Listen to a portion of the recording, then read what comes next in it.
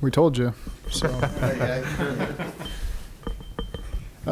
Jordan Battle, really excited. We had high regards for this guy as a safety. Again, coming from Alabama, winner, went there to compete. Went to one of the best high schools, St. Thomas Aquinas in all of America. One of the top high schools, competed there. Went to Alabama to compete there with a number of great safeties in order to win championships. So he's not afraid of competition, and then he's getting a chance to come here and help us win championships as well. So we think this guy fits everything that we're about. We sit up here and talk about all the time. This guy's A-plus character, leader on a great team, and is going to be valuable for us as a safety and special teams player in the coming years. So we're excited to have Jordan.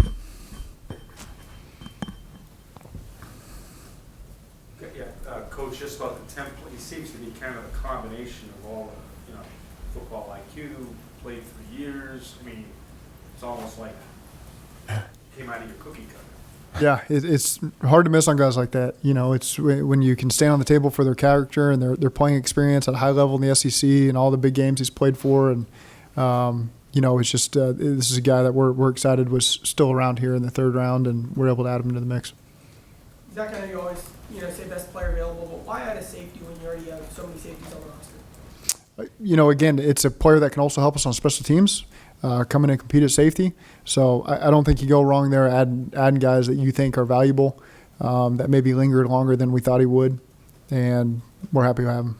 Is that a guy you could potentially see it? I mean, is he capable of being a starter maybe down the line, give him a year or two, kind of get his feet wet, and then maybe in future, is that somebody that can project that way? I don't think that's anything you ever want to take off the table for any player. They're always competing. We're always playing the best players.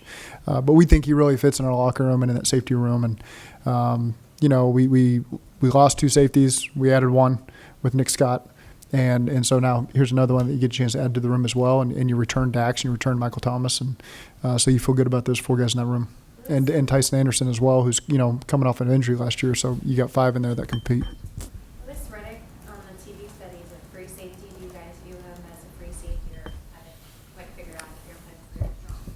Yeah, that's what he's played. He's done a number of different things at Alabama. Again, another guy that can give us some flexibility. So I'm not so much worried about that. I think we can move him around some, and he'll be comfortable in all of the jobs that we'll ask him to do because he was exposed to so much down there. So I don't worry so much about that. For you, what sticks out about him on film, just watching him? What do you really like most about his game on film? Yeah, he's in position a lot to make plays. He's very rarely out of position. You can see him communicating, which is really important back there, obviously. And you can trust him. You can tell his teammates trust him. Again, rarely out of position, gets guys on the ground. And then the character's off the charts. So that's why he's so intriguing. How much does the word versatility stick out when you look at a guy like that? Well, for sure. We're always looking for that, and I think the more jobs they can do, the better, and he certainly, I think, has the potential to do a ton of them. You've mentioned character, I think, with all 3 draft picks this weekend. How have you learned to judge that? Are there specific people you'd like to talk to in a guy's life? I mean, is it looking at a guy in the eye? How do you guys judge that particular aspect and have a successful track record of judging people? It starts with the scouts. They're the ones that, put their feet in the ground and go to the schools and talk to all the people behind the scenes. And so that's where the reports are generated. And that's, that gives us the information we need to continue to move on if we need to. Jordan Battle, there's not a lot more information you need to gather. This was A+ all across the board. We interviewed him at the Combine as a staff. Off the charts. That's oftentimes my first impression sometimes of guys, and his first impression was as good as it could get. So that's part of the process. It starts with the scouts, and then if the coaches need to follow up, if you got people well, you want to lean on, and so we try to utilize all that. Well, we went back to his sophomore math class at St. Thomas Aquinas. He was in the same class with my son, so at St. Thomas. So we went deep on Jordan. Is that true? It is. Okay. The only reason I know is my son just texted me and told me. I was in Jordan's class at St. Thomas. So I couldn't tell if you were being sarcastic. No. I knew all the information was right. I just didn't know if they lined up correctly. I mean, I'm just out of curiosity, when you have it is one of the best high school programs in the country, how much does that matter at a young age in their development? depending on where they come from? I mean, what kind of impact does that maybe have on them long term? I don't think you ever ding a guy for that because that's uncontrollable, but it certainly doesn't hurt in this case. So if you've got a guy who's had the highest of expectations at a program like that's a good thing. I don't think we'd ever knock a guy if he went to high school that was lesser, but I think you can say plus for having gone through that, because we know that's how, kids transfer in there to play, and that's as competitive as it gets, just to earn playing time in high school. And then he signed up for it again at Alabama. So that says a lot about what you need to know about him.